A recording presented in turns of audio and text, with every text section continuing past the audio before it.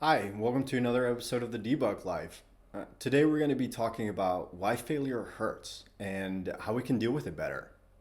Now, scientists believe we developed our wide array of cognitive abilities, such as empathy and emotion, to help us cooperate with others. From the moment that we are born, we can interpret facial expressions because they can provide clues about the availability of resources. Infants are susceptible to the facial expression of their primary caregivers because we rely on them to survive. When the human species evolved in groups, breaking away from the tribe and going out on our own was a difficult and dangerous choice. Social exclusion, banishment, or abandonment had very tangible and deadly consequences. As a result, our brains become very good at monitoring and perceiving social threats. This explains why you may worry about a fight you had with a friend or about being disrespected at work. The areas of the brain that light up when we believe we feel excluded have been identified by experiments using functional magnetic resonance imaging. Specifically, the anterior cingulate cortex, the ACC, becomes active when we experience social distress. Whenever we feel rejected, it is the ACC that triggers these painful feelings. The ACC is also involved when we experience physical pain. Thus, physical and social pain share some of the same circuitry in the brain, which explains why rejection can hurt so badly. We often interpret failure as rejection in one way or the other. The brain can perceive rejection as threatening our safety and survival, thus activating mechanisms that make us feel distressed.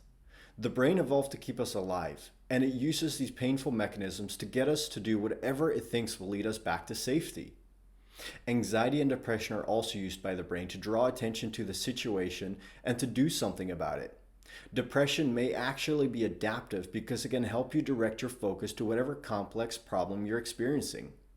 Those who are depressed usually ruminate on the source of their depression to the exclusion of other thoughts and activities. So long as it isn't sustained for extended periods, depression can help you find solutions to the challenges you face. If you don't believe failure puts you at risk, you're unlikely to experience distress, depression, or anxiety. Perceiving failure as a threat is the key to what activates these painful mechanisms in the brain. When you experience failure along with unpleasant feelings, you may also be subject to negative thoughts such as, there must be something wrong with me, or I can't get anything to work. These thoughts are simply the result of your brain trying to keep you safe. You don't have to agree with negative thoughts, but it is important to understand why you have them. You may be tempted to suppress these negative thoughts or distract yourself from them rather than deal with them head on. You can see this happening all around you. Just look at all the people you know that distract themselves with TV, video games, shopping, alcohol, or other drugs as coping mechanisms. But you probably already know that distracting yourself from a problem only makes it grow bigger. Based on the research, there are a few ways we can work with our brains instead of against them to deal with negative feelings and to get to where we want to be. Don't try to suppress negative thoughts or unwanted thoughts, no matter how tempting. Although it feels counterintuitive, the way to get unpleasant thoughts to stop is by first accepting that you're having them. Fighting negative thoughts only feeds your feelings of distress, and it is these feelings that cause the brain to activate its protective mechanisms because being in distress makes your brain think your safety is at risk. Several studies found that people who accept unwanted thoughts and emotions cope better with them and have lower rates of depression following stressful life events.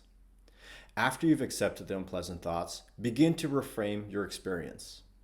A study on coping with failure revealed that adaptive strategies such as acceptance, putting the situation into perspective, refocusing on planning, and positive assessment of what was learned from the failure led to higher self esteem and mental well being.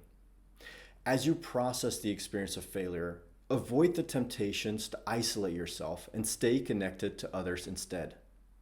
Doing so will reinforce the belief that you won't be abandoned or left out. There's a wealth of evidence supporting the benefits that social support provides during stressful events. Finally, as I've spoken about plenty of times, exercise is one of the best ways to release all the negative emotions associated with stressful feelings. Exercise triggers powerful changes in the brain that can reduce tension and anxiety, improve your mood, promote feelings of calm, and energize you. Exercising is also an excellent distraction, enabling you to break out of any vicious negative thought cycles. Thank you for tuning in today. If you have any questions, comments, please do send me a message. Thanks.